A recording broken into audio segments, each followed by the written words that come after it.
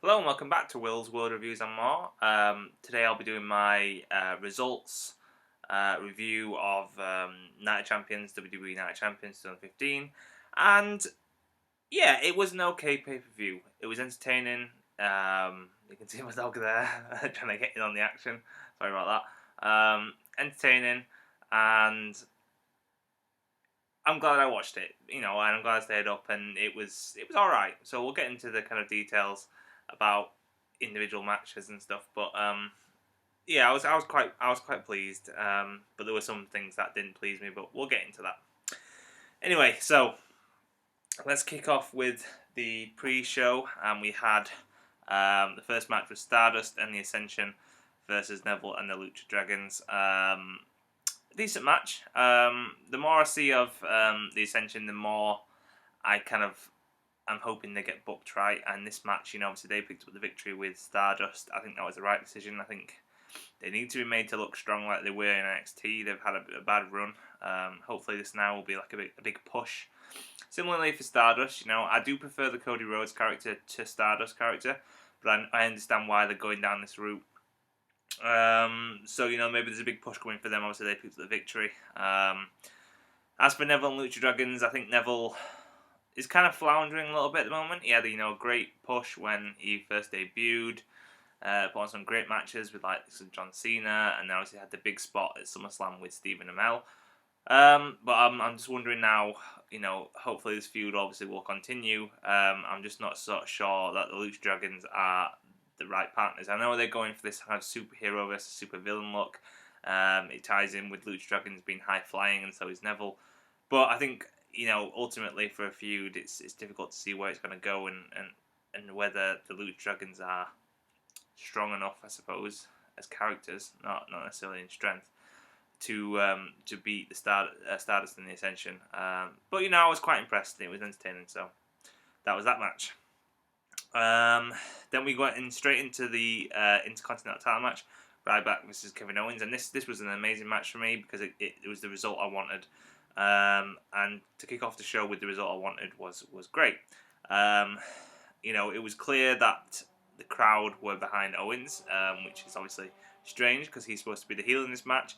Ryback got some good crowd feedback, when he does his fist pumps and his feed me more and the rest of it, but sometimes he was getting booed when he was putting Owens down, and in the end, Owens picked up the win, which for me was the right decision. I said in my prediction video and also in my top 10 WWE superstars where Kevin Owens was a part of that, just how much prestige he could bring to the title, giving back to the workhorse, giving back to the person who they're wanting to perhaps push to the main event, and this is like their kind of trial with a smaller belt than the WWE title, but also, for the most hard-working guy to bring the prestige back.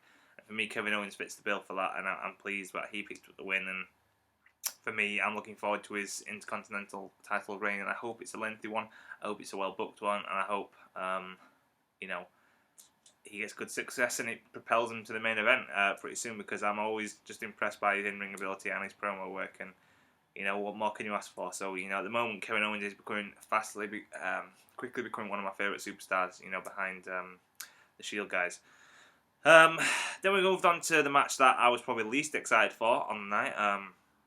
Dolph Ziggler v Rusev. For me, Dolph Ziggler's trying a bit too hard to become Shawn Michaels. Then you've got someone like Seth Rollins who actually is perhaps more like Shawn Michaels without really trying to be Shawn Michaels. He's alright, I like his hard work, but to be honest, I'm not a massive fan, as you guys know. And this feud's getting stale very fast. Lana's injured. The Summer Rae thing is not working out for Rusev. Ziggler wins this match after Rusev gets a shoe to the face from Summer Rae by accident. It was an average match. You can tell by my tone, the storyline wasn't great, and it's clear now that they're wanting to put a full stop on this. Perhaps reunite Lana and Rusev, which might be a good idea. Make Rusev look strong again, and Ziggler maybe can go into a feud with Kevin Owens or something for the IC title, which might be better for Owens as well. But yeah, that's that with that storyline. There's not much else to say. Yeah, let's just hope it doesn't continue on for too much longer. Tag match, first title on the line. Oh no, sorry, we had the IC title, didn't we? I don't know what I'm talking about. So we had tag match, Dudley's versus the New Day, and this went how everyone was expecting it to go. You know, no one really expected the Dudleys to win this soon, the titles this soon back in WWE, but they expected someone to go through a table. You know, it was the right decision for me. You know, of course, I'd like to see the Dudleys win the titles again, but I think to take the titles off New Day so quickly after they won them at SummerSlam would have been foolish. And the crowd got what they wanted anyway when Woods went through a table. You know, and basically New Day picked up the win anyway when Xavier interfered, and you know, the New Day got disqualified. So Dudley's picked up the win, but obviously titles don't change hands. And for me, obviously, it is about the numbers game. I'm just wondering whether they'll get someone to kind of back up the Dudleys, you know, to kind of stop the interference from Xavier. On the outside, you know, obviously there's rumours.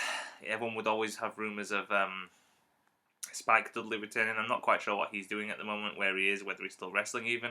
You know, that would make sense from a family point of view, but, you know, there's a lot of stuff on the WWE.com at the moment about Jeff Hardy. You know, he's always on these kind of lists of top 10 wrestlers, ladder matches, you know, defunct championships, whatever it is, he's always there somewhere, and I know he's rumoured to be coming back, and obviously they've got history. It'd be quite good, you know, if they didn't want to bring Matt Hardy back as well, if they just wanted to bring Jeff back, you know, he could be that third guy in this kind of feud, if you like. Who knows, you know, that could be interesting. But, you know, right decision for me, New Day win. Divas title, Nikki v Charlotte. It was an okay match. I think you're always going to say that about Nikki's matches. You know, she's improved a hell of a lot as a competitor and as a wrestler, but she's still not on the level of, like, say, Charlotte or Paige or Becky or Sasha Banks, you know. And it was an okay match. Charlotte wins. It's the first Divas title. And obviously now Nikki Bella's reign is over. She is the longest reigning champion, and I would have to say that it's unlikely that's going to be beat for a while, because they've got so many great women stars now that I don't think they'll make someone look particularly strong by beating that kind of record anytime soon. Maybe in a couple of years, you know, when Nikki probably slags off the company or something, or you know, when she breaks up with John Cena, which might happen. Nikki probably isn't going to have great things to say about WWE. And, you know, WWE will be like, well, we can't have that as our longest reigning Divas champion, so we'll put it on someone else, and, you know, maybe Charlotte will get it, the longest reign eventually or something. But for me now, this needs to be the end of the groups. You know, there's obviously a little bit of beef there with Team Bad still and the rest of that, but, you know, you can clearly tell that Charlotte and Becky Lynch have got this great chemistry together after working for so long down at NXT. But Paige is separate to that, and when they're on screen together, you know, you can tell that whether it's real or fake, you know, whether it's a shoot or it's a work, whether it's engineered, you know, because, you know, you could probably see Paige feuding with Charlotte for the Divas title, along with, like, Sasha Banks. Or whether it's genuine, you know, Paige probably does feel a little bit left out, you know, that she's been kind of sidelined in this match, you know. She's been the one that has been, you know, pushing this Divas Revolution on her own for so long. All of a sudden, Charlotte, Becky, Sasha Banks come in and they take the spotlight. You know, Charlotte's won the title, ending Nikki's reign. Paige probably feels a bit shafted, and I agree with her, you know, to be honest, because she's my favourite diva, one of my favourite wrestlers on the roster. And to be honest, you know, you can tell that she's not comfortable with it. And like I said, whether it's genuine or whether it's, you know, a work, it doesn't matter. It's clear to the crowd that Paige doesn't fit in a group mentality. I've said it before, you know, she needs to be that lone wolf like AJ Lee, sorry. And, you know, there's going to be tension now between PCB with one of them having a title. So whether they keep the groups around for a little bit more and explore that tension, that could be good because it is clearly there, and we'll see how it goes. But for me, Paige now needs to separate on her own again, start a feud with Charlotte and possibly Sasha, and we'll see how that goes. It needs to kind of really kick off now. Then we had the match that I suppose was the biggest. Everyone was asking what the surprise factor was going to be. The Wyatt family versus Roman Dean and Embassy Partner. The first thing to mention on this is that, again, we had crowd interference, you know, and I don't think it's a coincidence that all these crowd interferences have been focused at the Shield guys. Now, initially you had Roman Reigns getting hit over the head by a Money in the Bank briefcase from the crowd. He then had a fan try to jump over the barrier and attack Dean Ambrose or whatever. You know, it might not have been attacking him or whatever, but then you had someone walk down the entrance with Seth Rollins, and today, you know, yesterday you had someone jump over the barrier and get into the ring and pretend to be Ambrose and Reigns' mystery partner. And you know, I don't think it's a coincidence that this is happening to the Shield guys, and I think it goes back. I mean, sometimes people are just idiots, and you've got to say that. You know, you've got to say that sometimes people are just idiots, and they decide to ruin the thing for everyone else, and you know, that's what's been happening. But for me, it kind of stems from if you've got someone who, you know, is a little bit of an idiot, which you have to say they are, and you see Roman coming through the crowd, and the Shield used to come through the crowd, obviously, it kind of sparks something in people to think, well, hell, if they can do it, and I'm going to do it. And for me, what they need to do now is they need to get Roman out of entering through the crowd, because someday something's going to happen really bad, and, you know, it's not worth it. You know, yes, it's his gimmick, and, you know, it ties in with his Shield past, but, you know, Edge and Christian did that. They turned heel, and they stopped doing it, and it was for the best, because by the time that, you know, Edge and Christian had won their titles and what have you, they were too big of stars to be walking through the crowd because they would get mobbed. And Roman Reigns is you know, past that now. He's a massive star, and you can't be putting him in harm's way. Yes, he's got security guards, and, you know, thankfully yesterday the security guards got to the guy in time before he could do anything or really interfere in the match. And, you know, both teams handle it really well. You know, Wyatt saying, "Is that your guy? Is that your guy?" and laughing, and they handled it really well. But, you know, how many more times are you going to put your performance at risk? You know, you need to bump up your security, and I think, you know, from a personal point of view, get Reigns from entering through the crowd, get him through the Titantron like everyone else, and I think it would solve a little bit of the problems. You're still going to get idiots who are going to try it, but it will stop them from putting the idea in the head. You know, who's to say that these guys don't have that idea until they see someone like Reigns walking through the crowd? I don't know. Anyway, a little rant over about that, because that's not really to do with the match. But anyway, the mystery partner turned out to be Chris Jericho. Now, this was someone that I think I may have mentioned as a possible, but I never really thought it happening. Yes, he had beefs with the Wyatts, but I thought on a sheer size level, they were going to try and find someone massive to compete against Braun Strowman. So it was a bit of a surprise. It doesn't really fit in. It felt like the mood wasn't really right for Jericho. But, you know, he did all right. Y2J, you know, he's still got it. There's no doubt there. But he just didn't feel right. And in the end, you know, Reigns did a lot and to make people look strong as usual. And he looked like he had it in the bag. In the end, Y2J gets the blind tag. But then, you know, he's knocked out by Strowman, gets passed out or whatever, and you thought there was going to be some kind of reconciliation at the end.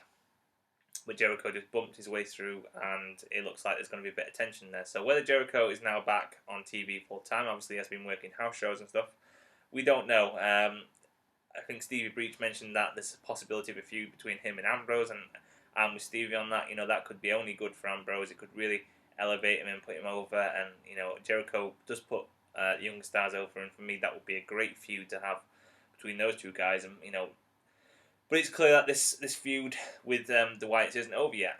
So whether they go to Y2J again and try to make amends and you know, regroup and fight the Wyatts once again, or whether they try and find someone else, you know, maybe Solomon Crow, sorry, or someone else, you know, who knows? They maybe need someone massive to kind of help them out. I don't know where it's going to go, but you know, it looks like it's going for a Hell in a Cell match, maybe between these two teams, and I think for that might be the only way they can defeat Braun Strowman, because they can kind of isolate him, use the cage to their advantage, and maybe pick up the victory. So maybe Y2J will be their partner again, and then that might, after they pick up the victory, they may kind of go into a feud with just him and Ambrose, and then Reigns will go obviously onto the main event, which we think is likely. So yeah, Y2J got a good pop as well. You know, he's always going to do that because he's a great legend, and he's still got it. Obviously, he can still wrestle. You know, I was thinking maybe would there be some kind of fallout between Reigns and Ambrose. It actually looks more like Reigns is trying to be the peacemaker in the backstage interview. Ambrose is obviously disappointed with himself, disappointed that he picked Jericho, and Jericho disrespected them and made the tag. So maybe there's a bit of tension there, but I think if they're going to go anyway, it will be with the Y2J Ambrose feud. And I think as we get onto with Rollins, I think after this feud's over, it's fair to say that I think Reigns will be going to the main event, and rightfully so. I think he's been out of it long enough now, and he's made a lot of improvements in ring and promo work, and I think that's where they're going to go. Next, we've got first of Seth Rollins' matches for the US title against John Cena, and this went pretty much how everyone expected it to go. Cena won. It was good of WWE to make Seth Rollins the first US and WWE champion, but I think everyone knew that it wasn't practical for him to hold both belts because he couldn't defend both adequately. And Cena wins this with an AA. It was an alright match, a bit repetitive of the ones they've had before, so you kind of think, hopefully this is the end of the feud. Now, for me, it has to be the end of the feud because whenever Cena has a 3-match feud with anyone, it usually goes the way of Cena picks up the overall victories of 2-1. The competitor, whether it's Kevin Owens or Rusev, will get 1 victory, and Cena will win the next 2 or whatever, because Cena wants to be made to look strong, and you can't be doing that to Seth Rollins. He's a WWE champion. He's the future. The new face or whatever. And this feud has to end now. Cena has to go back to doing the open challenge. Forget about Rollins now. Rollins has had that history-making moment where he became the first to hold both. But, he can't fight Cena again because the outcome is only going to be another loss to Cena. And that is not good for your WWE champion. I'm not expecting Cena to fight for the championship against Rollins. I would expect maybe if they were going to go down this route, they'd maybe do a rematch of the US title. But I don't see Rollins winning again, so it's pointless. They should just end it now, leave it at 1 apiece, and have done with it. And both guys look relatively strong. So that's that. Then we got to the main event: Seth versus Sting for the WWE title. Rollins retains the title with a clean victory, and for me, that was the right decision. As nice as it would have been for Sting to pick up the only title that's missing, I don't see it happening. He looks like he got injured in this match. It looks like it might have been a genuine injury, sorry, and a lot of people reporting that, including Stevie. So he's getting on a bit, and I think to put the title on him, the only way they would have been able to do it was if he'd have won and maybe Sheamus would have cashed in. But I just don't think it's the right time for Rollins to lose the title, so I think that's why it wasn't to be. And I think, like Stevie said, we see unlikely Sting wrestle again, and I think ultimately he will go in the Hall of Fame.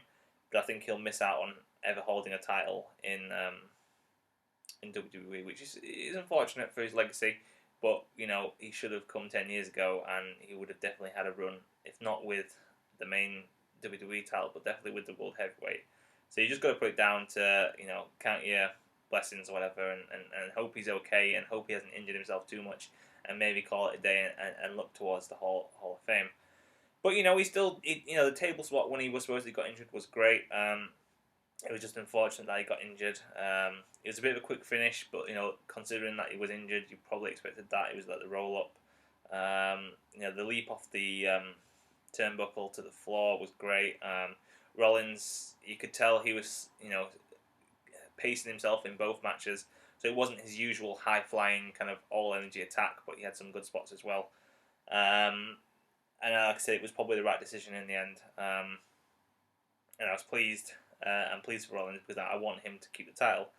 Then obviously we had the match finish and Sheamus music hits, and you think, oh, is it actually going to happen? And right up until the point where he brogue kicked Rollins and was about to ring the bell, I thought it's going to happen. And if I was thinking, well, if they were going to do this, then why not have Sting win?